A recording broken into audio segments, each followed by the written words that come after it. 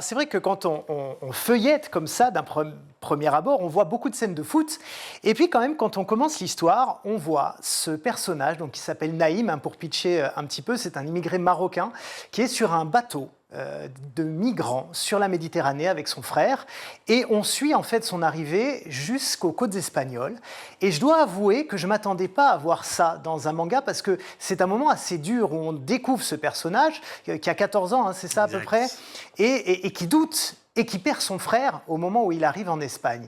Et néanmoins, je me suis dit, pour des enfants, par exemple de 8-9 ans, qui découvrent ça, ça peut être un peu dur. Racontez-nous ce que vous avez voulu transmettre, néanmoins.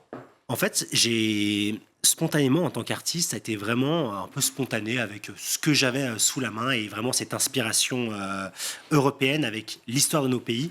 Et en fait, le plus drôle là-dedans, c'est que je viens de sortir du Salon de livre de Genève où ça a cartonné, on était en rupture de stock avec le manga.